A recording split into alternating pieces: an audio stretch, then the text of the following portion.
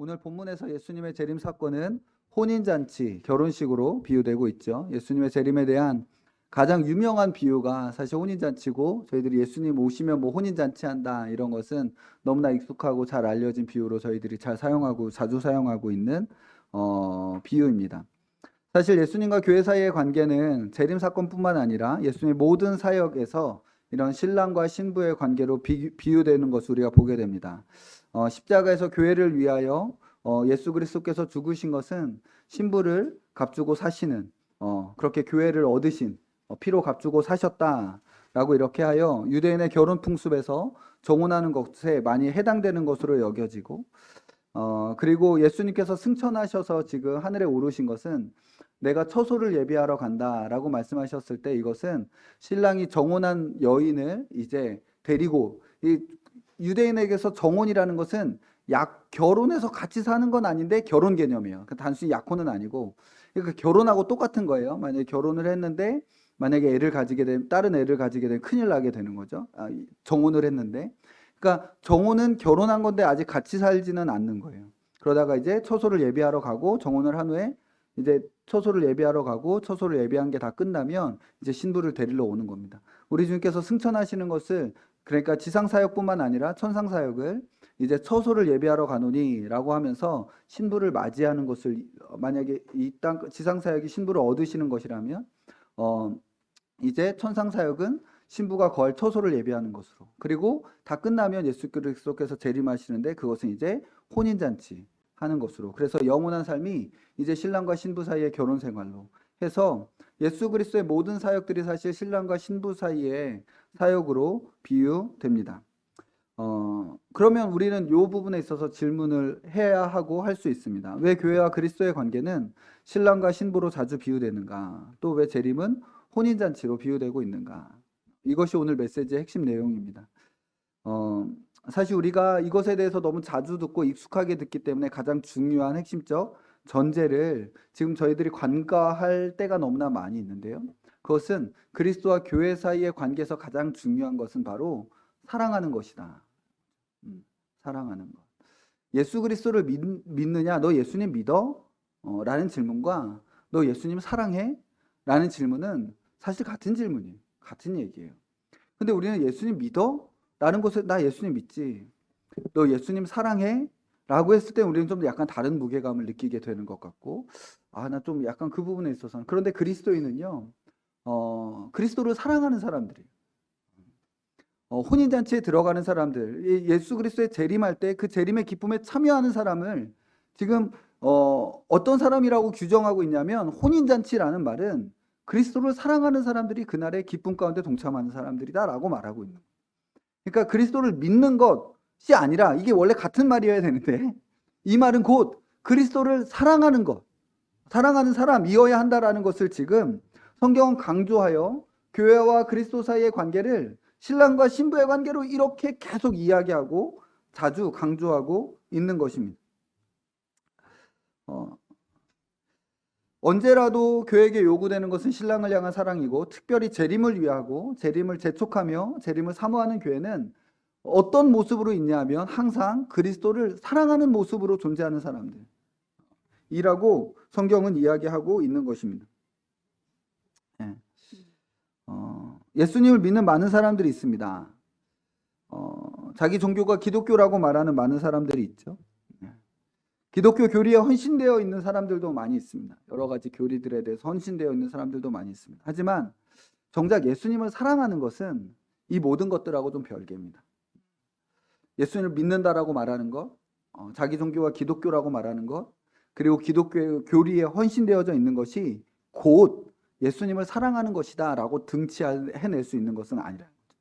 기독교 교리에 깊이 헌신되어 있음에도 불구하고 정작 예수님을 사랑하지 않는 사람들이 있을 수 있습니다. 이것은 워낙 분명하기 때문에 사실 조직신학적으로도 이런 사람들의 신앙을 가리키는 용어가 따로 있을 만큼, 이따 그 부분에 대해서는 자세히 이야기하도록 하겠습니다. 오늘 본문은 재림의 영광에 동참하고 재림의 기쁨에 동참하는 사람들은 다른 사람들이 아니라 그리스도를 사랑하는 사람들이라고 말을 하고 있는 것이죠. 그러면 교회 그리스도를 향한 사랑을 특별히 신부의 사랑이라고, 교회 그리스도를 향한 사랑을 우리 이 땅 가운데 있는 여러 종류의 많은 사랑들이 있는데 그 중에서 신부의 사랑이라고 하여 지금 이 사랑을 비유로 표현할 때 특별히 강조하고자 하는 두 가지 면을 살펴보려고 하는데요. 첫 번째는 배타적인 거고요. 두 번째는 열정적 사랑. 하나는 배타적 사랑, 또 하나는 열정적 사랑입니다. 먼저 신부의 사랑은 배타적 사랑입니다. 신랑과 신부는 오직 서로를 향해서, 오직 서로만을 향해서 사랑하는 사람들이죠. 예를 들면 부모는 여러 자식을 사랑하죠. 뭐 자식이 이러면 다 사랑하죠. 그리고 자식도 부모를 향하여 그렇게 사랑하고 친구들 사이에서도 그렇게 사랑합니다. 여럿을 사랑하죠. 그러나 신랑과 신부에서 여럿을 사랑한다라는 개념은 아예 들어갈 수가 없어요. 신랑과 신부의 사랑은 배타적인 사랑입니다. 만약에 이 안에서 다른 것을 향한 사랑도 있을 수 있다, 여럿을 향한 사랑이 있을 수 있다라고 한다면 그것은 신랑과 신부의 사랑이 아닙니다. 오늘 본문은 기쁨과 즐거움을 말하는데요. 7절에 보면 우리가 즐거워하고 크게 기뻐하며 그에게 영광을 돌리세 어린 양의 혼인 기약이 이르렀고 그의 아내가 자신을 준비하였다라고 했을 때 기쁨과 즐거움이 혼인잔치 가운데 있게 되는, 혼인 기약에 이르렀다라는 것 안에서 기쁨과 즐거움이 나타나는 이유는 무엇이냐 하면 사실 교회의 모든 기쁨과 즐거움은 그리스도와의 친밀한 교제와 관계 안에 있다라는 것이 전제되어져 있는 것입니다. 이제 우리 교회가 재림에 대해서 기뻐하고 즐거워하게 되는 이유는 무엇이냐 하면 그리스도를 향한 이제 더 친밀하고 특별한 관계 안에, 그렇게 사랑하는 그리스도와 더 친밀한 관계 가운데, 새로운 교제 가운데 들어가게 되었다라는 것으로 인한 기쁨과 즐거움인 것이죠. 신부의 유일한 기쁨은 신랑인 것입니다. 그러면 너는 그리스도인이냐? 너는 그리스도를 사랑하느냐? 라고 질문했을 때 이것은 다른 말로 하면 너의 기쁨은 어디에 있느냐? 라는 질문이 되는 거예요. 여러분, 우리의 기쁨이 어디에 있습니까? 우리의 기쁨이 어디 있습니까? 나의 기쁨과 즐거움이 어디에 있습니까? 그냥 정신승리하고 내 머리로 말하는 거 말고 내 삶을 관찰했을 때, 내 삶을 정직하게 이렇게 주님 앞에 내놨을 때 내 삶의 기쁨을 내가 어디에다 두고 살고 있지? 내가 내 삶의 즐거움을 어디에다 두고 있지? 라고 했을 때 우리가 예수 그리스도라고 말할 수 있냐는 것이죠.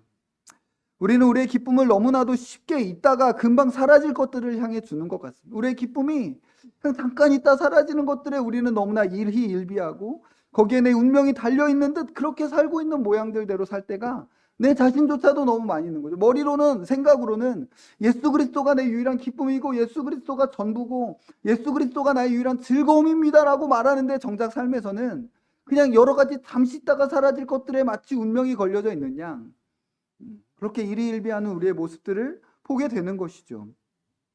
그러면 우리는 정상적인 그리스도인, 지금 혼인잔치에 참여할 그리스도인으로서 합당한 자세와 마음과 삶의 태도가 자세가 아니라는 것입니다. 우리는 거기서 우리 자신을 지금 되짚어야 돼요. 이것은 그냥 옵션에 관련된 것을 지금 이야기하고 있는 게 아니에요. 정말 본질적인 것, 핵심적인 것, 내가 그리스도인이 맞는가? 라는 질문을 지금 우리 자신에게 던지려. 이것이 이럼에도 불구하고 난 아무렇지도 않고 아무런 가책도 없고 내 마음 가운데 아무런 싸움이 없다라면, 아무런 아픔이 없다라면 우리는 우리의 영혼 안에 위험한 상태가 있다라는 것을 알아야 돼요. 우리의 영혼이.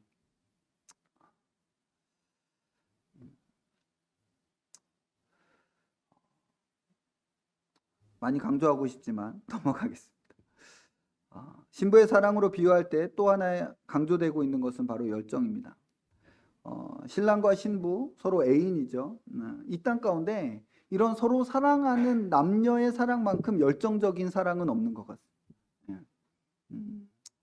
이들은 서로 함께 있기 위해서 먼 거리를 오가며 많은 시간과 자원을 낭비하죠. 그렇잖아요. 연애하고 결혼할 때 신랑과 신부 사이에서는 그렇게 합니다. 옆에서 보기에는 낭비처럼 보이는 것들을 즐거움과 기꺼움으로 하게 됩니다. 그게 바로 신랑과 신부의 사랑입니다. 그리하여 이들은 어떤 면에서는 되게 무모하기까지 합니다. 우리는 이 무모한 낭비의 사랑에 대해서 사실 성경에서 잘 말해주고 유명한 사건들을 알고 있습니다. 그것은 바로 주님께 향유 옥합을 깨뜨려 부었던 낭비죠. 이런 사랑을 주님 앞에 드릴 때, 이런 열정적인 사랑, 무모한 낭비라고 보여지는 사랑을 주님 앞에 드릴 때, 많은 주위에 있는 그리스도인들이라고 여겨지는 사람들조차도 도대체 뭐 하는 거냐? 왜 그렇게까지 하냐? 라고 책망하게 되는 그런 사랑이죠. 온갖 쓸데없는 것들에 인생을 주는 것에는 나름대로 막 갖다가 애써서 의미를 부여하면서 이것도 의미 있는 삶이야 라고 막 해요. 정말 그래요. 예. 정말 그렇잖아요. 온갖 쓸데없는 것들에 대해서 시간과 삶을 막 투자하는 것에 대해서는 그래도 이것도 나름대로의 의미가 있지라고 하면서 막 의미를 갖다 부여하고 그런 의미를 부여하는 것에 대해서 박수 쳐주고 격려하지만 정작 예수 그리스도를 위하여, 주와 복음을 위하여 내 삶을 드리기로 했습니다. 주와 복음을 위하여 내 삶을 던지기로 했습니다. 꼭 그렇게까지 할 필요가 있겠니? 꼭 그렇게까지 살아야 될 필요가 있겠니? 그게 꼭 그렇게까지 중요하니? 다르게 하면서도 주님 섬길 수 있잖아. 다르게 살면서도 그리스도인으로 살 수 있잖아. 라는 종류의 온갖 말들이 난무하게 되는 것이죠. 왜 마치 예수님께 그런 사랑을 드리는 것이 낭비이냐? 주님이 그런 것을 받기에 합당하지 않으시냐? 우리의 모든 것들을 다 드려도 여전히 부족한 것이 주님을 향한 사랑이고, 우리의 모든 것들을 다 가져서 깨뜨려서 주님 앞에 드려도 주님 앞에 너무 적은 것을 드려서 죄송스러운 것이 우리의 마음인데, 오히려 주위에서 또는 우리 안에 싸우는 마음들은 꼭 그렇게까지 해야 되나? 그런데 오늘 신부의 사랑이다 라고 말을 할 때 이 사랑이 거절하는 것은 아니다. 무모한 것이 아니다. 낭비가 아니다. 그리스도를 향한 사랑은 원래 그렇게 드리는 사랑이다 라고 오늘 이 신랑과 신부의 이 사랑의 비유가 우리에게 그것을 말해주고 있는 거예요. 주님의 탁월하심 앞에, 주님의 아름다우심 앞에 우리의 모든 것을 쏟아부어도 그것이 절대 낭비일 수 없다라는 것이죠.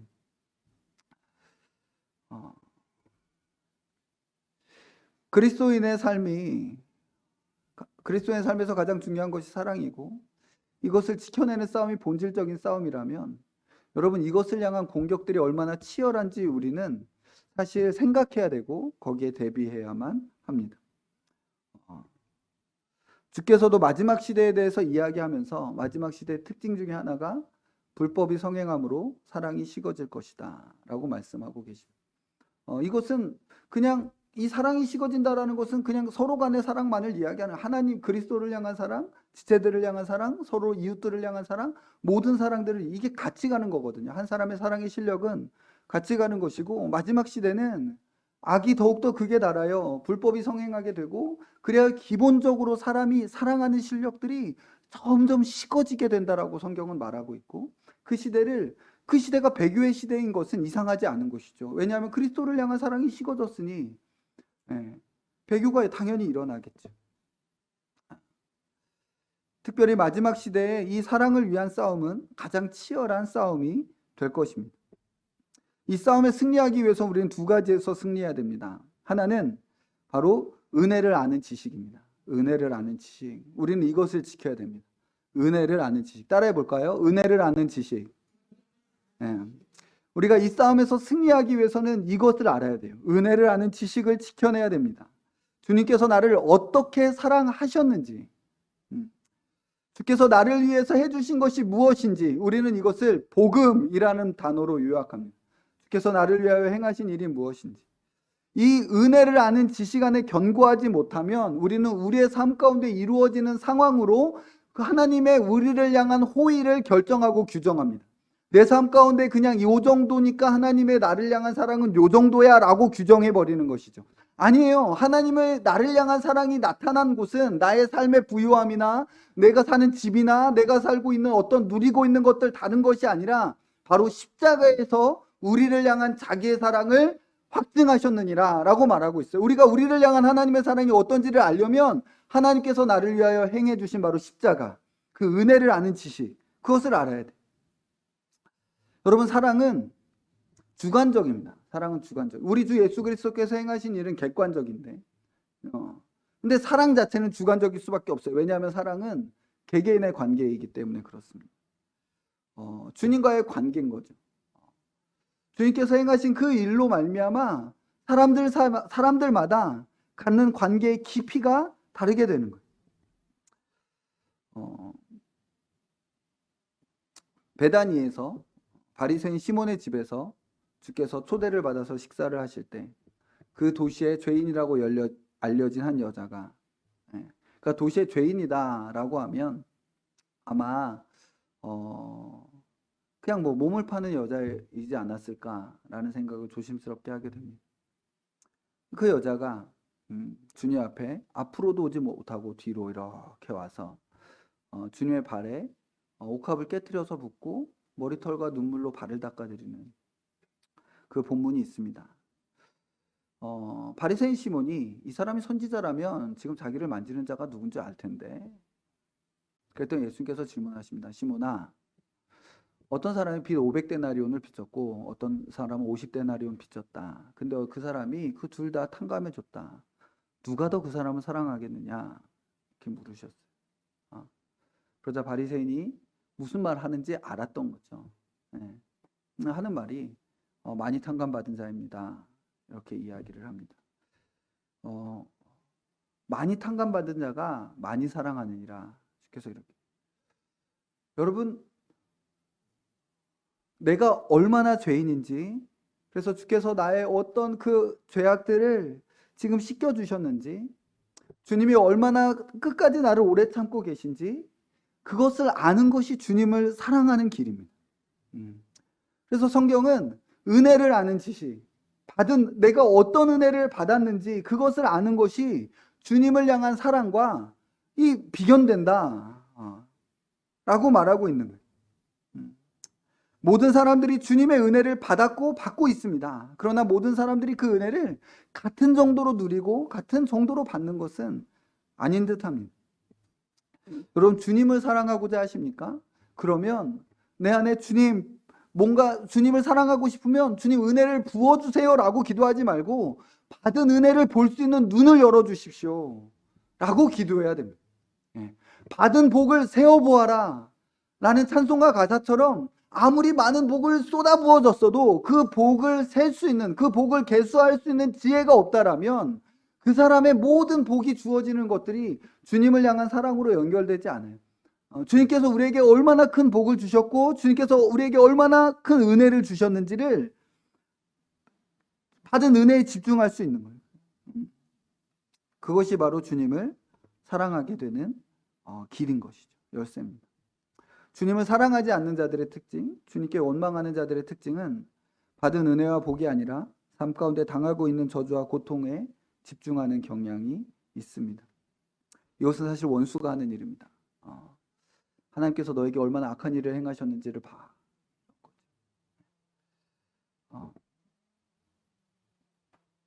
원수가 이런 어떤 불평과 원망을 사람들의 마음 가운데 심어 넣기 위해서는 그리스도인들 사이에 그리스도를 더 사랑하기 위해서 필요한 것이 은혜를 아는 지식이라면 이것을 반대하는 원수가 주입하는 것은 뭐냐면요, 과장된 권리를 주장하는 마음입니다. 권리를 주장하는 과장된 마음이에요. 과장되게 권리를 주장하는 마음. 나는 이런 권리가 있어. 나는 이런 대우를 받을 자격이 있어. 라는 종류의 생각들을 막 주는 겁니다. 막 심어 놓는 거예요. 이런 생각에 점점 사로잡혀지게 되면 그 폭은 점점 넓어져서 그냥 아무 일도 하지 않으면서도 편하게 먹고 즐기면서 살아갈 권리와 자격이 자기에게 있는 양 생각하게 되고, 자신이 그런 삶을 누리고 있지 못하는 이유가 사회 구조에 있든지 다른 사람에게 있든지 어떤 다른 쪽에 화살을 돌리면서 거기에 대한 원망과 불평과 미움과 혐오를 계속 인큐베이팅하는, 점점 키워내는 거예요. 나는 원래 그럴 자격이 있는데, 나는 원래 그럴 권리가 있는데 뭐 때문에 난 지금 이걸 못 누리고 있어. 이것 때문에 난 못 누리고 있어. 라고 하고, 그 사람이 만약에 그리스도인이라면 결국 그 모든 화살들은 어디로 가겠어요? 하나님께로 가게 돼 있는 거예요. 하나님 때문에 나는 이걸 못 누리고 있어. 라고 저항과 투쟁, 미움과 분노의 순환 속에서 결국 그 모든 것의 칼끝은 하나님과 그리스도를 향하게 되는 것입니다. 그렇게 불법이 성행하면서 사랑이 식어지는 것이죠. 이것이 원수의 전략이에요. 원수의 전략이. 우리는 이 원수의 이 모든 종류의 불화살과 미혹을 믿음의 방패로 막아내야 됩니다. 사실 우리가 받고 있는 모든 것이 은혜라는 사실을 늘 기억해야 됩니다. 죄인으로서 우리가 받을 자격이 있는 유일한 것은 영원한 진노와 형벌뿐이라는 사실을 늘 내 자신에게 가르쳐 줘야 돼요. 그 위의 것들, 모든 선한 것들은 주께서 내게 특별 은혜와 일반 은혜의 모든 은혜들로 지금 내게 공급해 주고 계시다라는 것, 기억해야 한다라는 것이죠. 모든 것이 은혜예요. 지옥이 아닌 모든 것이 은혜라는 것이죠. 그런데 마땅히 그 지옥의 형벌을 받아야 될 우리를 주님께서 불쌍히 여겨주셔서 자녀되는 권세를 주시고 신랑과 신부로서의 친밀함을 주시는 것입니다. 그래서 이 싸움의 첫 번째 중요한 싸움은 은혜를 아는 지식이다. 이 싸움, 주님과의 사랑을 위한 두 번째 싸움은 인격적 관계를 위한 싸움입니다. 한번 따라해 봅시다. 인격적 관계를 위한 싸움. 마지막 때 이 사랑이 식어지게 하기 위해서 마귀가 하는 것은 인격적 관계에 대한 실증을 느끼게 하고 그것을 피곤한 것으로 여기게 하며 가능한 한 그것을 피해야 할 것으로 여기게 하는 것입니다. 다시요. 마지막 때 사랑이 식어지게 하기 위한 마귀의 중요한 전략. 지금 두 개 얘기하고 있는데 첫 번째 거 말고 두 번째 전략은 무엇이냐면 인격적 관계의 실증을 느끼게 하고 그것은 되게 피곤한 것으로 여기게 하고 가능한 한 피해야 할 것으로 여기게 하는 것입니다. 여러분, 인간관계 쉬워요, 어려워요? 네, 인간관계 어렵습니다. 사실 인간관계는 정말 어려운 일이 맞습니다. 야, 봐, 인간관계 어렵잖아. 사실 세상에서 제일 어려운 일인 것 같습니다. 인간관계는 세상에서 제일 어려운 일입니다. 사람들이 금방 어느새라도 금방 뒤틀리게 되는 것이 인간 내 관계입니다. 그러나 이런 어려움에도 불구하고 인간관계를 포기할 수 없는 이유가 있습니다. 왜냐하면 이 세상에서 인간관계만큼 가장 가치 있는 일이 없기 때문에 그렇습니다. 아니, 어쩌면 인간관계만이 이 땅에서 유일하게 가치가 있는 일입니다. 정말 그래요. 어쩌면 인간관계만이 이 땅에서 유일하게 가치가 있는 일이에요. 사람들이 죽어갈 때 후회하는 걸 보세요. 사람들이 어떤 일을 가지고 후회합니까? 아, 내가 더 위대한 일을 했었어야 되는데, 내가 돈을 좀 더 많이 벌어놨어야 되는데 라는 걸로 죽음 앞에 후회하는 사람이 어디 있습니까? 죽음 앞에 후회하는 것은 마땅히 사랑해야 하는 사람, 사랑하는 사람과 더 많은 인격적 교제의 시간을 갖지 못한 거, 아내와 더 많은 시간을 가졌어야 되는데, 자녀들과 더 많은 시간을 가졌어야 되는데, 사랑하는 사람들과 더 좋은 시간들을 가졌어야 하는데 라는 것, 인격적 관계에 대한 결여와 결핍으로 후회하게 돼 있는 거예요. 사실 이 땅 가운데 있는 것은 가장 어려운 것이 인격적인 관계지만 하지만 그럼에도 불구하고 이것을 포기하지 말아야 될 이유는 이 땅 가운데 유일하게 가치 있는 일은 인격적인 관계라는 거예요. 그게 없이는 아무런 소용이 없는 거예요. 그냥 잠시 잠깐 있다가 그냥 즐기다가 사라지는 것밖에 되지 않는 것이죠. 영원한 것에 투자하는 방식은 인격적 관계, 인간 관계에 투자하는 거예요. 왜냐하면 이 땅 가운데 있는 것 중에 영원한 것은 사람밖에 없으니까 그렇습니다. 죄인들은 예수님과의 관계에서도 인격적 관계를 가지는 것을 싫어하게 하고 피하게 이렇게 됩니다. 예수님에 대해서 예수님을 믿는다라고 하지만 예수님과 인격적 관계를 갖지는 않는 것이죠. 여러분, 우리는 진리가 단지 명제가 아니라 인격이라는 사실을 늘 기억해야 됩니다. 예수님이 진리예요. 진리는 단지 명제가 아니라 인격이신 그리스도라는 사실을 늘 기억해야 돼요. 주님을 향한 사랑을 잃어버리게 되는 주요한 요인 중에 하나는 진리를 단지 명제로만 생각하는 것입니다. 우리는 단순히 어떤 명제와 공식에 헌신된 자들이 아니라는 것이죠. 우리는 어떤 명제와 공식이 아니라 정확하게 맞는 그 명제가 가리키는 한 인격. 우리가 그 명제와 문장을 중요시 여기는 이유는 그 명제와 문장 자체가 아니라 그 명제와 문장의 본체가 되시는 예수님, 그 인격 대신 그분을 소중히 여기는 것이기 때문에 진리를 소중히 여기는 거예요. 진리는 인격이라는 것이죠.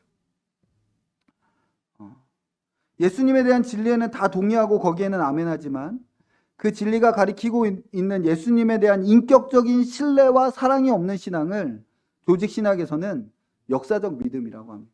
그냥 역사적 믿음이. 이것은 모든 우리가 믿는 것들을 다 똑같이 고백하는 거예요. 다 똑같이 다 고백해요. 예수는 그리스도시고 그리스도는 하나님의 아들이시고 그가 우리 죄를 위하여 죽으셨고 하는 것들을 다 고백하는데 결국 그 인격을 향한 신뢰와 사랑은 없는 거예요. 이것은 구원하는 참된 믿음이 아닙니다. 그냥 역사적 믿음이라고 따로 이렇게 카테고리화 되어져 있는.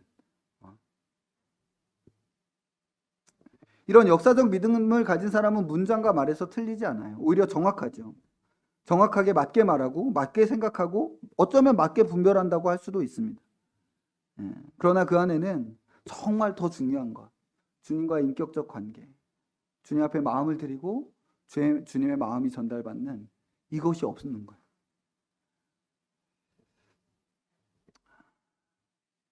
죄인된 인간은 하나님과의 관계에서 인격적 관계, 교제를 요구하지 원하지 않습니다. 그냥 죄인들이 원하는 것은 주문이에요.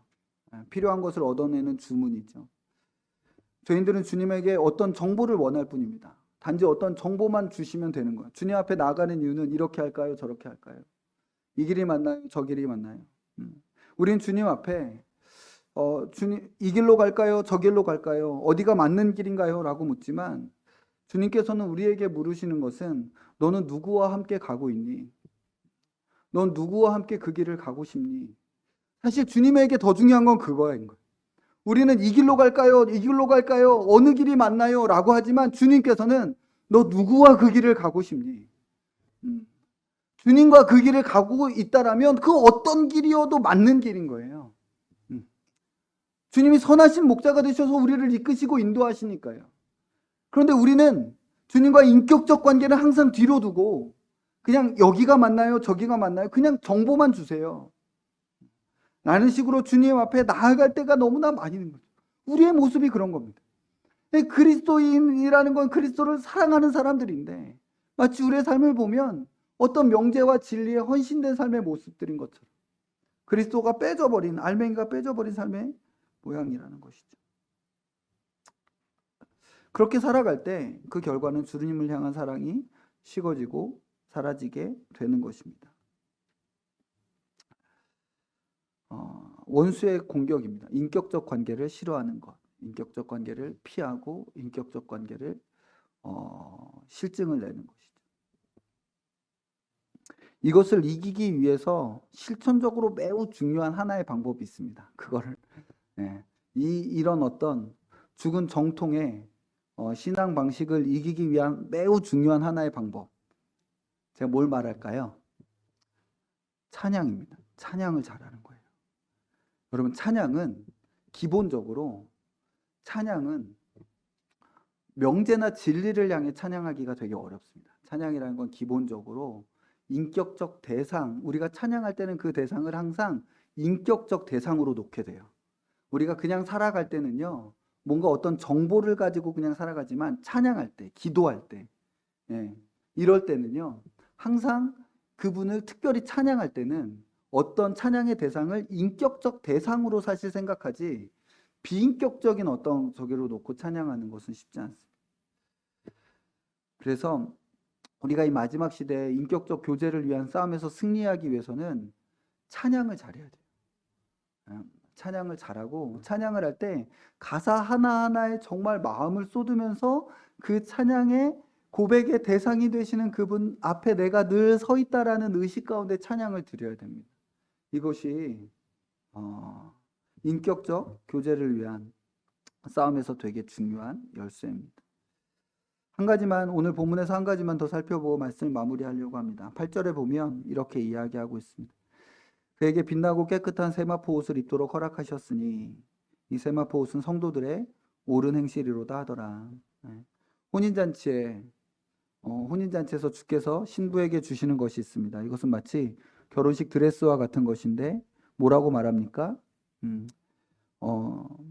7절에서 보면 어린 양의 혼인 기약이 이르렀고 그의 아내가 자신을 준비하였으므로 그에게 빛나고 깨끗한 세마포 옷을 입도록 허락하셨으니, 희고 깨끗하고 빛나는 세마포 옷, 이것을 사도 요한은 성도들의 옳은 행실이라고 이야기합니다.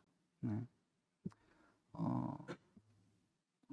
저는 이것이 이제 성도들이 더 이상 죄를 짓지 않고 살아가는 의로운 삶을 살게 되는 것, 영화의 상태에 온전히 들어가게 되는 부활의 몸을 입게 되는 것을 의미한다라고 믿습니다. 죄를 짓지 않는다라는 말은 다른 말로 하면 사랑하는 것에 실패하지 않는 삶을 의미합니다. 죄를 짓지 않는 삶은 사랑하는 것에 실패하지 않는 삶입니다. 하나님과 어린 양을 사랑하고 지체들을 사랑하는 것에 실패하지 않는 옷을 그날에 주께서 우리에게 입혀 주실 거라는 것이죠. 이것이 주께서 결혼식에서 그의 신부에게 주시는 영원히 입을 우리의 웨딩드레스라는 것입니다. 이 땅에서 우리는 주님을 사랑하고 형제들을 사랑하고 이웃을 사랑하는 것에 대해서 늘 실패합니다. 늘 실패하죠. 여러분, 우리는 늘 실패합니다. 나 그거 잘하고 있어요 라고 말하는 사람들은 사실 없습니다. 우린 그것에 대해서 늘 실패하고 모자라고 부족합니다. 그럼에도 불구하고 우리는 이 사랑을 위한 싸움을 포기할 수는 없는 사람들입니다. 그런데 그런 우리에게 오늘 본문이 이야기해 주는 것은 뭐냐면, 사랑을 위해서 싸우는 거룩한 백성들아, 사랑을 위해서 싸우는 거룩한 신부들아, 두려워하지 말아라. 실패하고 넘어진다고 해서 좌절하지 말아라. 주께서 그날에 점도 흠도 없는 순결하고 거룩한 옷을, 사랑하는 것에 실패하지 않는 옷을 그날에 너에게 입혀주실 것이다 라고 말씀해 주고 계시는 것이죠. 우리 아멘. 주님, 우리는 이깁니다. 주님, 우리는 분명히 사랑하는, 주님을 사랑하는 것과 이웃을 사랑하는 것, 지금은 너무나 많이 실패하고 넘어지고 지금은 언제 이기나 싶은 정도로 하나님 정말 그렇지만 결국은 주님의 은혜로 우리가 이기게 될 줄 믿습니다. 주께서 그날에 이 옷을 입혀주시고 영원히 함께 웃는 얼굴로 우리 사랑하는 주님과 우리 지체들과 기쁨으로 주님을 찬양하는 영원의 날들을 믿습니다 라고 고백하고 오늘 우리의 싸움을 싸우는 것이죠. 말씀을 마무리하겠습니다. 우리는 주님의 신부입니다. 신부에겐 그것을 묻는 거죠. 신랑을 사랑하십니까? 신랑을 사랑하십니까? 예수님 믿느냐? 여러분, 그렇게 질문하지 마세요. 거기에는 내가 속을 수 있어요. 예수님 믿으면 정말 예수님을 사랑해야 되거든요. 예수님을 사랑하지 않으면서도 예수님 믿는다라고 생각할 수 있어요. 우리의 영혼한테 물어보는, 난 정말 주님을 사랑하는가? 내가 주님을 사랑하는 자로 오늘을 살고 있는가? 성도에게 요구되는 것이 바로 그것입니다. 정신을 차리고 깨어 있어서 이 마지막 시대 사랑을 노리고 불법이 성행하여 사랑을 식어지게 하는 원수의 모든 괴계가 난무한 시대 가운데 은혜를 아는 지식과 명제가 아닌 인격으로서 주님과 관계하는 어떤 이 삶과 생활의 회복을 통해서 주님께 우리의 사랑을 고백하며 끝까지 버티고 견디는 우리 마라나타의 모든 지체들이 되기를 소망합니다. 기도하겠습니다.